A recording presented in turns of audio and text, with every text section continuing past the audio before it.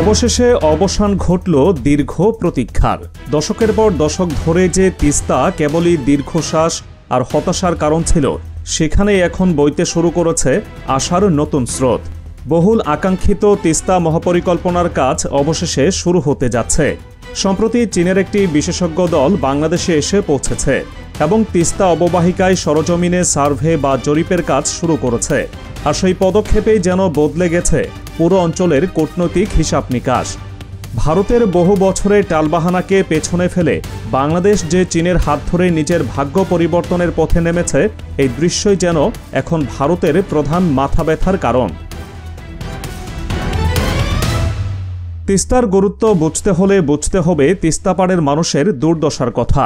যুগ যুগ ধরে তিস্তা নদী কেবল উত্তরবঙ্গের মানুষের জীবনের গল্পই নয়, তাদের দুঃখেরও এক অবিচ্ছেদ্য অংশ। বিশেষ করে শুষ্ক মৌসুমে উজানে ভারত একতরফাভাবে পানি প্রত্যাহার করে নেওয়ায় তিস্তা এক প্রাণহীন মরুভূমিতে পরিণত হয়। ফসল পড়ে ছারখার হয়ে যায়, জীবিকা হারায় হাজার হাজার মানুষ।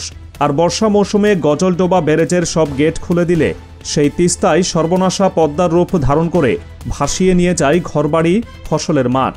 স্বাধীনতার পর থেকে বহু সরকার এসেছে, কিন্তু ভারতের সাথে দর কষাকষি টেবিলে তিস্তার ন্যায্য হিস্সা আদায়ে কেউই সফল হতে পারেনি।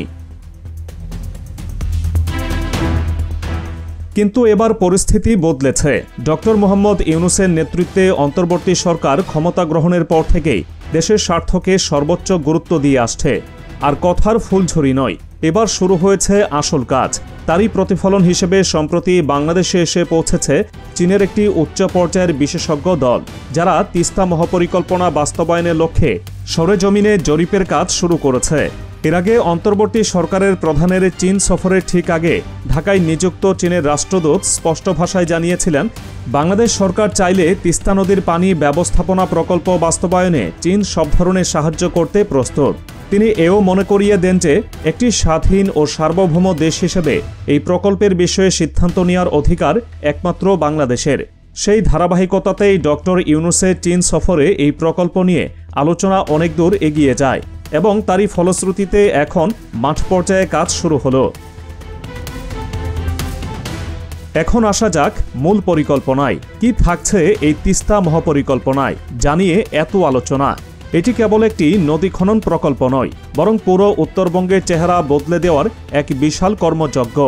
প্রকল্পের নথি থেকে প্রাপ্ত তথ্য অনুযায়ী এই মহাপরিকল্পনার আওতায় তিস্তা নদীর প্রায় 102 কিলোমিটার এলাকা খনন করা হবে। এর ফলে নদীর গভীরতা বাড়বে প্রায় 10 মিটার, যা বর্ষা মৌসুমে অতিরিক্ত পানি ধারণ করে আকস্মিক বন্যা থেকে জনপদকে রক্ষা করবে।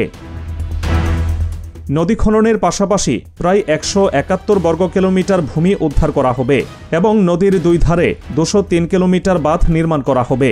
এই উদ্ধারকৃত জমিতে গড়ে তোলা হবে আধুনিক স্যাটেলাইট শহর, হোটেল, মোটেল, পর্যটন কেন্দ্র এবং পরিকল্পিত শিল্পনগরী। দুই পাড়ে নির্মাণ করা হবে কক্সবাজারের মেরিন ড্রাইভের আদলে আধুনিক সড়ক পথ। শুধু তাই নয়, নদীর ভাঙন রোধে কার্যকর ব্যবস্থা নেওয়া হবে এবং ড্রেজিংয়ের মাধ্যমে নদীর মূল প্রবাহকে নিয়ন্ত্রণ করে এর শাখা প্রশাখাগুলোর নাব্যতাও ফিরিয়ে আনা হবে। আইনশৃঙ্খলা পরিস্থিতি স্বাভাবিক রাখতে নদীর ধারে গড়ে তোলা হবে থানা, কোস্টগার্ড এবং সেনাবাহিনীর জন্য প্রয়োজনীয় অবকাঠামো। এই মহাপরিকল্পনা বাস্তবায়িত হলে উত্তরবঙ্গের মানুষের ভাগ্য কতটা বদলাবে তা তিস্তাপাড়ের মানুষের কথা শুনলেই বোঝা যায়। সেখানকার একজন স্থানীয় বাসিন্দা বলছিলেন, বর্ষা আসলে আমাদের গ্রাম, আবাদি জমি, মাছের ঘের সব ডুবে যায়। আমাদের শুধু ক্ষয়ক্ষতি হয়। অনেকদিন ধরে শুনছি তিস্তা মহাপরিকল্পনা হবে, তত্ত্বাবধায়ক সরকার এটা উদ্বোধন করবে শুনে আমরাও আশায় আছি। এটা হলে আমাদের এলাকার মানুষের অনেক উপকার হবে। আরেকজন ভুক্তভোগীর কণ্ঠেও ছিল একই আকুতি, যখন বন্যা হয় আমরা মারাত্মকভাবে ক্ষতিগ্রস্ত হই। যদি এই মহাপরিকল্পনাটা বাস্তবায়ন হয় তাহলে আমরা বেঁচে যাই।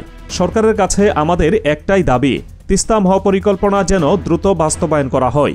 তাদের এই কথাগুলোই প্রমাণ করে এই প্রকল্পটি তিস্তাপাড়ের মানুষের জন্য কতটা জরুরি।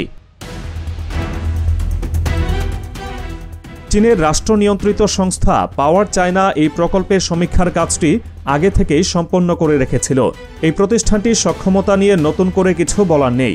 চীনের বিস্ময়কর 3 গর্জাস ড্যাম থেকে শুরু করে ব্রহ্মপুত্র নদের উপর বিশ্বের সবচেয়ে বড় বাঁধটিও তারাই নির্মাণ করেছে।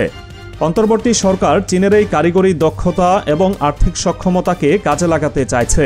প্রকল্পটির মোট ব্যয়ের একটি বড় অংশই সহজ শর্তে ঋণ হিসেবে দেবে চীন। প্রকল্পটির আনুষ্ঠানিক নাম comprehensive management and restoration of Teesta river project. এর প্রথম পর্যায়ের কাজের জন্য ব্যয় ধরা হয়েছে প্রায় $৭৫ কোটি, যা বাংলাদেশি টাকায় ৯,১৫০ কোটি টাকার সমান। এর মধ্যে চীন ঋণ হিসেবে দেবে প্রায় $৫৫ কোটি বা ৬,৭০০ কোটি টাকা। বাকি অর্থ বাংলাদেশ সরকারের নিজস্ব তহবিল থেকে সরবরাহ করা হবে। পরিকল্পনা অনুযায়ী যেহেতু জরিপ ও সমীক্ষার কাজ শেষ, তাই ২০২৬ সালের জানুয়ারি মাস থেকেই প্রকল্পের মূল কাজ শুরু হবে এবং ২০২৯ সালের মধ্যে তা শেষ করার লক্ষ্যমাত্রা নির্ধারণ করা হয়েছে।